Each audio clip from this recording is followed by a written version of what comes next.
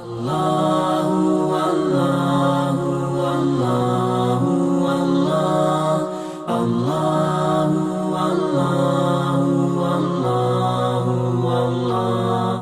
اللہ الرحمن الرحیم. ناظرین اکرام السلام علیکم. چینل ون کی مقبول پیشکش جہاد نفس میں میں گلنار فاطمہ آپ سبھی کا تہہ دل سے استقبال کرتی ہوں. ناظرین، کسی انگلش آتھر نے کہا ہے کہ every saint has a past and every sinner has a future. یعنی اگر اس کا اردو میں ترجمہ ہو تو ہر جو پیر ہے اس کا ایک ماضی ہوتا ہے، ایک بیتا ہوا کل ہوتا ہے، اور ہر ایک گنہگار کا ایک آنے والا کل ہوتا ہے، جس کے معنی یہ ہیں کہ ہو سکتا ہے کہ جو آج ہمیں بہت ہی اچھا اور نیک پرہیزگار بندہ نظر آ رہا ہے، ہو سکتا ہے کہ کل اس کے ماضی میں وہ ایسا نہیں تھا، اس کا بالکل اپوزٹ ہوا کرتا تھا. اور آج جو ہمیں گناہوں میں غرق نظر آ رہا ہے، ہم یہ نہیں کہہ سکتے کہ وہ واصل جہنم ہی ہوگا. ہو سکتا ہے کہ وہ جنت میں ہم سے اعلیٰ مقام پہ ہو. یقیناً فیصلہ کرنے کا اختیار صرف پروردگار عالم اللہ سبحانہ و تعالیٰ کو ہوتا ہے. تو ہم کون ہوتے ہیں کہ ہم دوسروں کے کردار کو میگنیفائنگ گلاس سے دیکھتے ہیں؟ اور کیا ایسا کرنا صحیح ہے؟ آئیے جانتے ہیں ہمارے آج کے مہمان عالی جناب مولانا سید احتشام زیدی صاحب سے. آغا السلام علیکم. وعلیکم السلام ورحمۃ اللہ. آغا، جہاد نفس میں ہم آپ کا ایک بار پھر سے بہت خیر مقدم کرتے ہیں. آغا، آج ہم جس برائی کے بارے میں بات کرنا چاہتے ہیں وہ ایک ایسی نفسیاتی بیماری ہے کہ جہاں ہم بہت آسانی سے کسی کے بارے میں بدگمانی رکھ لیتے ہیں. جیسے مثال کے طور پہ اگر کبھی ہم کسی کو دیکھتے ہیں کہ بہت خاموش طبیعت انسان ہے، وہ اس کی کیفیت ہی ایسی ہے کہ وہ زیادہ نہیں بولنا پسند کرتا، لیکن ہم سوچتے ہیں کہ بہت مغرور ہے، بہت گھمنڈی ہے. یا اذان کے وقت اگر کوئی فون پر بات کرتا ہوا نظر آئے تو ہم سوچتے ہیں کہ اسے تو اذان کی قدر نہیں ہے، نماز کی پرواہ نہیں ہے. لیکن ہو سکتا ہے کہ جو حقیقت ہے وہ ہمارے تصور سے بالکل ہٹ کر ہو. اسلام میں ایسے افراد کے بارے میں اور ایسی صفت کے بارے میں کیا کہا ہے؟ پروردگار عالم نے انسان کو، جیسا کہ میں پہلے بھی عرض کر چکا ہوں، کہ اشرف مخلوق بنایا ہے. جی. اسے بہترین جو چیزیں عطا کی ہیں، ان السمع والبصر والفؤاد، قلب عطا کیا، کان عطا کیے، نگاہیں عطا کی. یہ تمام وہ چیزیں ہیں کہ جن کے ذریعے انسان خوش فہمی میں بھی آتا ہے اور بدگمان بھی ہوتا ہے. جی. کسی سے عقیدت اس کے عمل کو دیکھ کر کے یا اس کے عمل کو دیکھ کر کے بدگمانی، کسی سے کسی کام کے بارے میں سن کر کے کسی کے بارے میں کہ فلاں صاحب اتنے اچھے ہیں، اس سے عقیدت پیدا ہو جانا یا اس سے بدگمان ہو جانا، یا کسی کے بارے میں اچھے خیالات یا برے خیالات دل میں پیدا ہو جانا، انسان کی خوشگمانی یا بدگمانی کا ذریعہ ہوتا ہے. جی. ایسے موقع کے اوپر انسان کو یہ چاہیے کہ انسان ہر شخص کے لیے سب سے پہلے خوشگمان رہے. جی. یعنی کسی کے بارے میں اسے حق پروردگار عالم کی طرف سے نہیں ملا ہے کہ وہ کسی کے بارے میں بدگمان رہے. پہلی نظر میں کوئی سامنے ہے، کوئی عمل انجام دے رہا ہے، تو اس عمل کو دیکھتے ہوئے وہ گویا اسے خداوند عالم نے یہ حق نہیں دیا ہے کہ اس کے بارے میں کوئی برا سوچے. اگر اس نے برا سوچا تو یہ حقیقت ہے کہ خداوند عالم اس سے مواخذہ کرے گا. اگر اس نے اچھا سوچا تو خداوند عالم اس کے سبب اسے نیکیاں عطا کرے گا اور حسنات میں شامل کرے گا اس کی اس خوش فہمی کو. ہمارے لیے کوشش یہی ہے کہ پروردگار عالم نے ہمیں صاف لفظوں میں سورہ حجرات میں حکم دیا ہے، یا ایھا الذین آمنوا اجتنبوا کثیرا من الظن ان بعض الظن اثم. اے ایمان والو، بہت سے ایسے گمان ہیں جن سے پرہیز کرنے کا حکم دیا جا رہا ہے. تمہیں بچو بہت سے بدگمانوں سے. ان بعض الظن اسم اس لیے کہ بعض ایسے گمان بھی ہیں کہ جو گناہ ہیں، حقیقت کچھ اور ہے، تم سوچ کچھ اور رہے ہو، جی اور یہ چیز جو ہے وہ انسان کو گناہ میں مبتلا کرتی ہے۔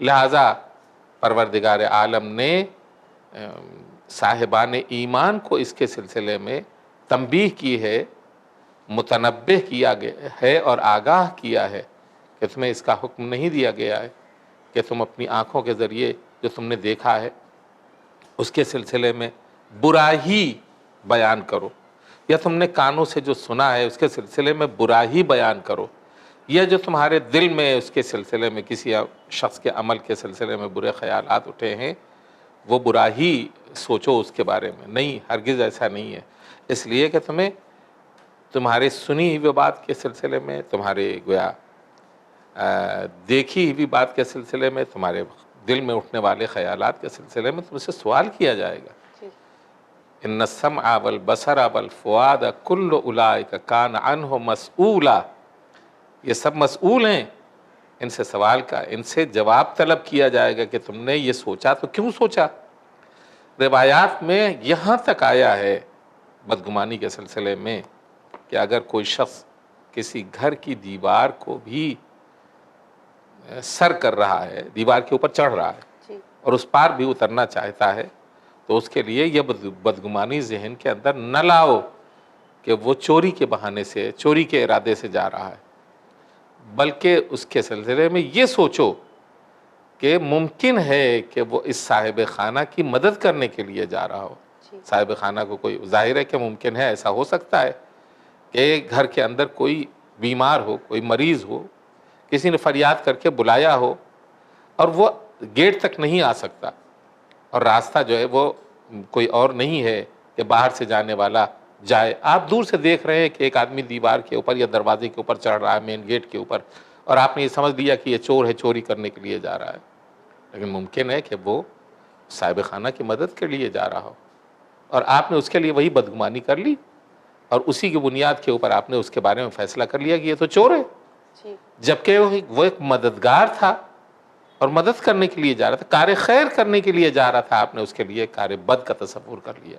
جی یہ چیز جو ہے وہ بدگمانی کہلاتی ہے اور اس سے پرہیز کا حکم دیا گیا ہے۔ اگر اسی طریقے سے آج کل کے زمانے میں ہم دیکھتے ہیں کہ اکثر مسلمان جو ہے دوسروں کے اعمال کو ترازو میں تولتے ہیں، وہ ان کی جو برائیاں ہیں، جو ان کی خامیاں ہیں، اسے بہت زیادہ اجاگر کرتے ہیں یا بڑھ چڑھ کے بیان کرتے ہیں اور یہ سوچتے ہیں کہ وہ خود اس برائی سے پاک ہیں، لیکن ممکن ہے کہ ہو سکتا ہے کہ آج یہ جو شخص ہے آج یہ اچھا ہے لیکن 2 سال پہلے یہ بھی گنہگار تھا، یا یہ بھی ممکن ہے کہ آج کے زمانے میں یہ فلاں برائی سے تو پاک ہے لیکن ہو سکتا ہے کہ اس سے بھی بڑی برائی اس کے اندر موجود ہے لیکن یہ اسے ایکسیپٹ نہیں کر رہا ہے۔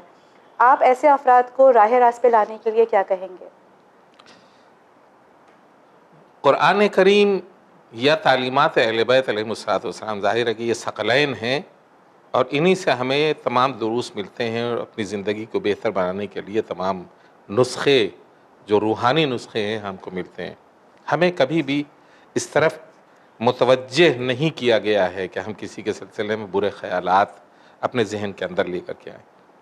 ہمارے ہاں فقہی مسائل میں بھی ایک بات ہے، وہ یہ ہے کہ اگر انسان کسی نجس کپڑے کے ساتھ، یا مثلاً اس نے غسل نہیں کیا ہے، وہ نجس ہے، جی اور وہ کچھ دیر کے بعد وہاں سے کسی جگہ سے گھوم کر کے آ رہا ہے، تو اس کے لیے ہم یہ نہیں حکم لگا سکتے کہ یہ ابھی تک نجس ہے۔ ممکن ہے اتنی دیر میں جو ہماری نگاہوں سے غائب رہا ہے اس نے طہارت کر لی، تو اب ہم اس کے اوپر نجاست کا حکم نہیں لگا سکتے۔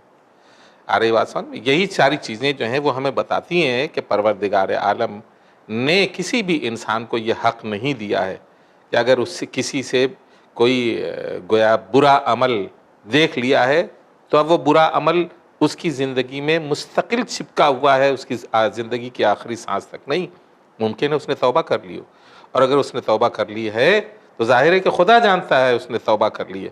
ہم جب کچھ دیر کے بعد اس سے ملے ہیں یا 1 سال یا 2 سال کے بعد اس سے ملے ہیں تو ممکن ہے کہ وہ کہیں زیادہ ہم سے آگے بڑھ گیا ہو خداوند عالم کی نظر میں، اور ہم اپنی جگہ کے اوپر اس کے لیے بدگمانی کر کے گویا یوں ہی ہیں۔ بدگمان رہنا جو ہے وہ کسی کے سلسلے میں خداوند عالم نے ہمیں حکم ہی نہیں دیا ہے، یا ہمارے ذہن کے اوپر یہ بات رکھی ہی نہیں ہے کہ ہم جو ہے وہ کسی کے سلسلے میں یہ سوچیں کہ صاحب یہ پہلے جو ہم نے دیکھا تھا ویسا ہی ہے. جی نہیں، خداوند عالم جو ہے وہ ایک روایت ہے کہ ہمیں جیسا کہ یاد آ رہی ہے کہ ایک شخص چھٹے امام ہی سے مسجد سے میں 2 آدمی داخل ہوئے.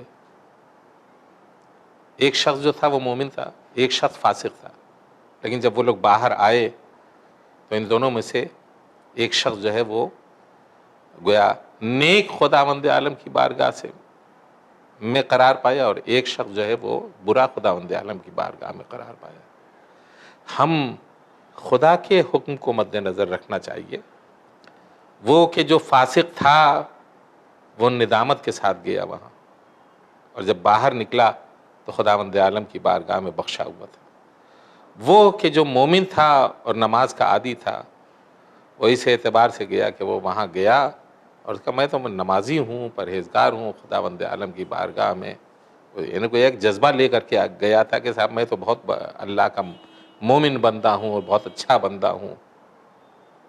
وہ آیا فاسق نکل کر کے، یہ گیا جو فاسق گیا تھا وہ آیا مومن نکل کر کے، اور خداوند عالم کی بارگاہ میں پسندیدہ بندہ بن کر کے آیا. ہم نے اپنی جگہ کے اوپر وہی سوچا کہ جو فاسق تھا فاسق ہی نکلا ہے، جو مومن گیا تھا مومن ہی نکلا ہے. لیکن خداوند عالم کی نگاہ میں کچھ اور ہیں. وہ کہ جو مغرور ہو کر کے باہر نکلا ہے وہ فاسق ہو گیا ہے، اور جو نادم ہو کر کے خداوند عالم کی بارگاہ میں عبادت کر کے باہر نکلا ہے وہ مومن ہو گیا. جی تو اب ہمیں کہاں کا حق حاصل ہے کہ ہم کسی کے بارے میں یہی فیصلہ اپنے ذہن کے اندر رکھیں کہ جو کوئی آدمی ہے وہ جو کل تھا وہی آج ہے، جو آج ہے وہی کل ہوگا. جی ہمیں یہ چاہیے کہ ہر غیبت کے بعد، غیبت کے بعد نہیں کر رہا ہوں، ہر غیبت کے بعد، ہر ایک مرتبہ ایک انسان جو ہمارے سامنے ہے اگر اس نے کوئی برا عمل انجام دیا ہے وہ ہماری نگاہ سے غائب ہو گیا کچھ دنوں کے بعد، اب جو ہمارے سامنے آیا اب اس کے لیے ہم وہی بدگمانی نہ رکھیں. ممکن ہے اس عرصے میں پروردگار عالم کا لطف اس کے شامل حال ہوا ہو، وہ اپنے عمل کے اوپر نادم ہوا ہو، خداوند عالم کی بارگاہ میں اس نے توبہ کی ہو اور وہ بہترین عمل رکھنے والا بن گیا ہو اور بہترین مومن بن گیا ہو، اور ہم اس کے بارے میں وہی بدگمانی کر رہے ہوں، اور یہ چیز جو ہے خداوند عالم کی بارگاہ میں درست نہیں. جی آگا ایسا بھی ہوتا ہے کبھی کبھی کہ جیسے کہ آپ نے ابھی کچھ دیر پہلے فرمایا تھا کہ اگر کوئی انسان کچھ دیر کے بعد ہمیں نظر آیا ہے اور ہم تب بھی سوچے کہ وہ انسان اب بھی نجس ہے، جیسا آپ نے پورا یہ جو جواب دیا ہمیں، تو اسی سے ملتا جلتا یہ ہمارا اگلا سوال ہے. ہم جاننا چاہتے ہیں کہ جب ہم کسی انسان کی ایک فطرت کو، اس کا ایک کیریکٹرسٹک دیکھ کے ہم یہ پورا گمان لگا لیتے ہیں کہ یہ ایسا ہی ہے، جیسے مثلاً اگر کوئی نماز کا پابند نہیں ہے تو ہم کہہ دیتے ہیں کہ جھوٹا بھی ہے، مکار بھی ہے، بے روزہ روزہ نہیں رکھتا ہے، سب کچھ ہے، ساری برائیاں اس سے ایٹریبیوٹ کر دیتے ہیں. تو ایسی چیزوں سے ہمارے معاشرے میں کیسی برائیاں پیدا ہوتی ہیں؟ بدگمانی انسان کے سماج کے اندر بہت سی خرابیوں کا پیش خیمہ اور سرچشمہ بنتی ہے. ہمیں کوشش یہ کرنی چاہیے کہ بدگمانی جیسی بیماری سے اپنے آپ کو سب سے پہلے اپنے آپ کو نجات دیں. اس لیے کہ اگر ہم سب کے لیے بدگمان ہوتے رہے تو حتیٰ ہمارا بھائی بھی اس بیماری سے دور نہیں رہے گا، ہماری بہن بھی اس بیماری سے دور نہیں رہے گی، ہمارے اعزاء و اقربا اس بیماری سے دور نہیں رہیں گے. ہم سب کے لیے بدگمان رہیں گے اور سب کے لیے برا سوچیں گے، اور جب سب کے لیے برا سوچیں گے تو ہمارے نظر میں سماج میں کوئی آدمی اچھا رہے گا ہی نہیں. اور جب سماج میں ہماری نظر میں کوئی آدمی اچھا نہیں رہے گا تو سماج میں کسی طرح کی کوئی بھلائی وجود میں آئے گی ہی نہیں. ہر ایک انسان ایک دوسرے کے سے بدگمان نظر آ رہا ہے، اور ہر ایک انسان ایک دوسرے کے اوپر نہ اعتماد کر سکتا ہے، نہ محبت کر سکتا ہے، نہ لگاؤ رکھ سکتا ہے، نہ قربت حاصل کر سکتا ہے، نہ کسی کا دوست ہو سکتا ہے، اور نہ کسی کے اوپر اعتبار کر سکتا ہے. یہ ساری چیزیں انسان کے سماج کو پروان چڑھانے کا ذریعہ بنتی ہیں. اعتبار، دوستی، محبت، اخلاص، یہ ساری چیزیں بدگمانی کی تیغ سے کٹ جاتی ہیں. ہمیں کوشش یہ کرنی چاہیے کہ بدگمانی کی تلوار ہر کس و ناکس کے اوپر نہ چلائیں. ان بعض الظن اسم، بعض بدگمانیاں جو ہیں وہ گناہ میں شامل ہو گئی ہیں، ہو جاتی ہیں. اور ہم اگر گناہ کے ذریعے کسی سماج میں سروائیو کرنا چاہیں اور سب کو جو ہے وہ ایک ہی تلوار سے کاٹتے چلے جائیں تو ہم کسی سے نہ کوئی تعاون حاصل کر سکتے ہیں، نہ کوئی محبت کر سکتے ہیں، نہ کسی کو اچھا سمجھ سکتے ہیں، اور نتیجے کے طور کے اوپر سامنے والا بھی ہم کو ایسے ہی سمجھے گا، اور نتیجہ یہ ہوگا کہ سماج ایک گندا سماج ہوگا اور اس کے اندر کسی بھی طرح کی کوئی ترقی کی بات نہیں ہو پائے گی. کوشش یہ کرنی چاہیے کہ بدگمانیوں کو خوشگمانیوں میں تبدیل کریں، اور جب خوشگمان بن جائیں گے ہم اور دوسرا بھی ہمارے سلسلے میں اچھا گمان کرے گا تو نیکیاں پروان چڑھیں گی، ایک دوسرے کا تعاون ہوگا، ایک دوسرے سے محبت ہوگی، ایک دوسرے سے میل مراسم بڑھیں گے، اور بدگمانیاں اسی طرح سے رشتے توڑتی چلی جائے گی. خوش گمانیوں سے ہی معاشرہ متحد ہو سکتا ہے، اور بدگمانیوں سے اختلافات اور تفرقہ اور دشمنی اور بیر یہ سب کے سب چیزیں پیدا ہوتی ہیں. جی، اور اسی بدگمانی کی وجہ سے شاید ہم آپس میں ایک دوسرے پر بہت آسانی سے الزامات لگا دیتے ہیں، جو اپنے آپ میں ایک بہت بڑا گناہ ہے. ظاہر ہے اگر ہم بدگمان رہیں گے تو لوگوں کے سامنے جو بیان بھی کریں گے، اور جب لوگوں کے سامنے بیان کریں گے تو یہ ایک ایسی بیماری ہے کہ جو چھوت کی بیماری ہوتی ہے. کسی بھی گناہ کا کرنا یہ ایک گناہ ہے، گناہ کو زبان سے بیان کرنا یہ 100 گناہ ہے. اس لیے کہ زبان سے جب بیان ہوا یہ گناہ تو ایک کان نہیں سنیں گے، کئی کان سنیں گے، بالکل. اور کئی زبانیں پھر حرکت میں آئیں گی، اور ایک شخص جو خداوند عالم کی نظر میں اچھا ہے 1000 افراد کی زبانیں جو ہیں اس کی برائی کرنا شروع کر دیں گی. اور یہ چیز بہت بڑا گناہ ہے سماجی اعتبار سے، اور جس کو خداوند عالم ناپسند کرتا ہے، اسی لیے اسے اسم یعنی گناہ کی شکل میں یاد کرتا ہے.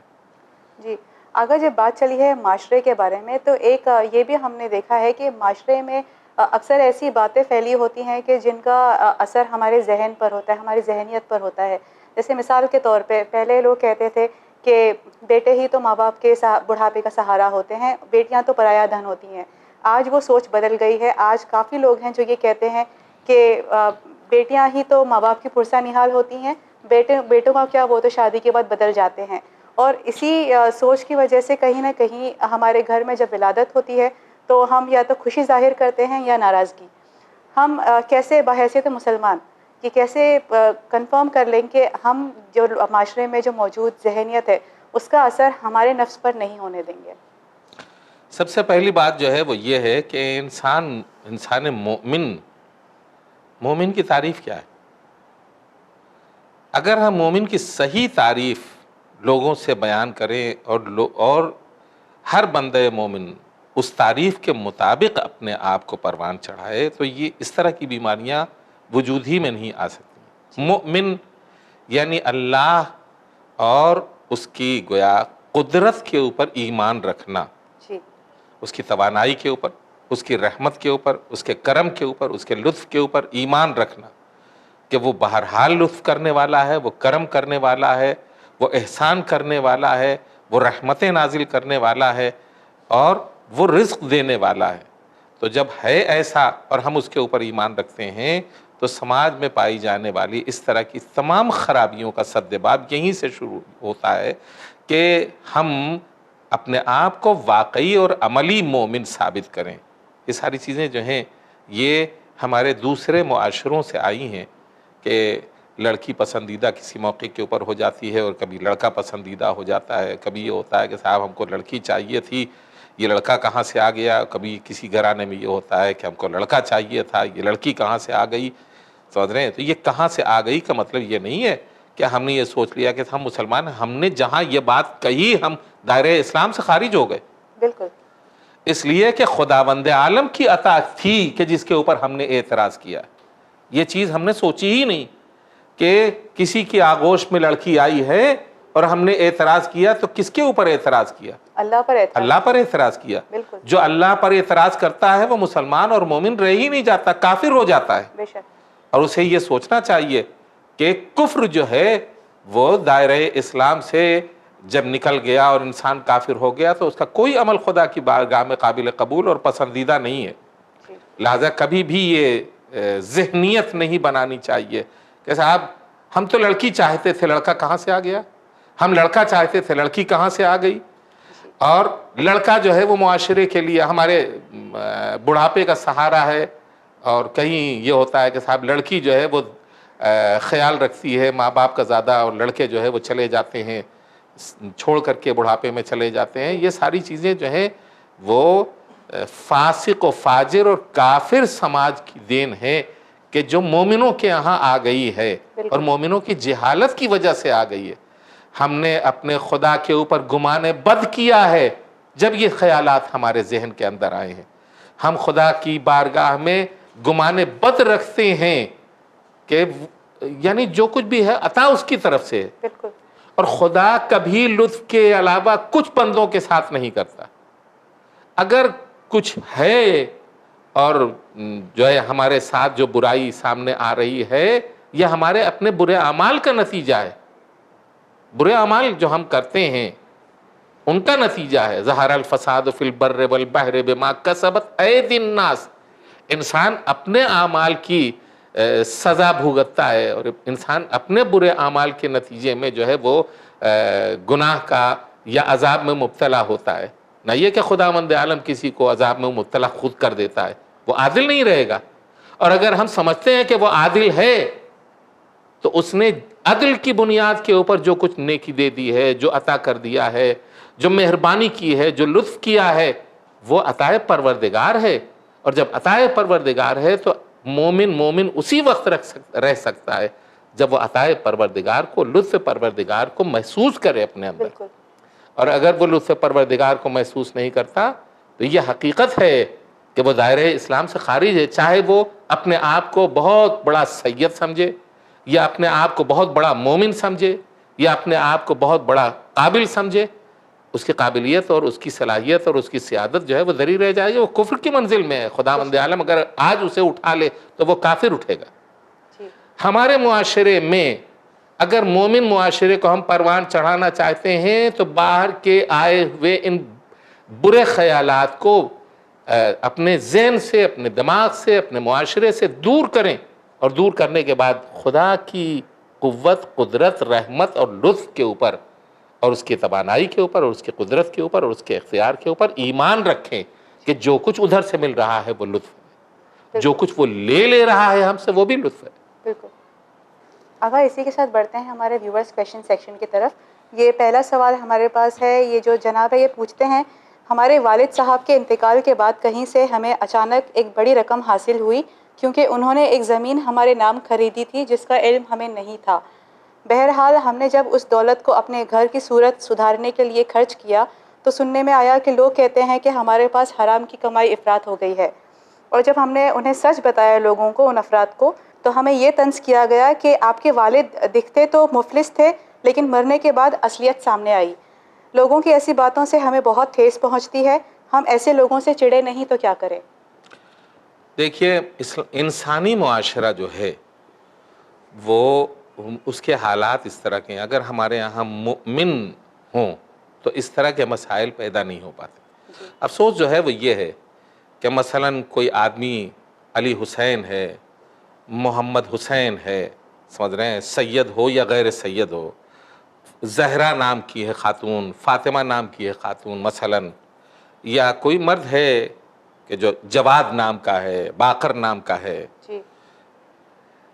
یہ سب مومن کہلاتے ہیں. مومن نام سے نہیں ہوتے، مومن عمل کی بنیاد کے اوپر ہوتے ہیں.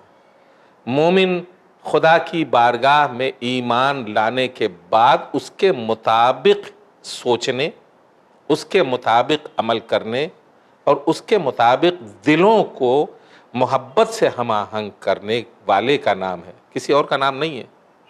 صاحب فلاں صاحب جو ہے سید گھرانے میں پیدا ہو گئے تو مومن ہو گئے، فلاں صاحب نے مثلاً کوئی کار خیر کر دیا تو مومن ہو گئے. نہیں، آپ نے اس کار خیر کو انجام دیا ہے، اس کار خیر کو آخر تک باقی رکھیے.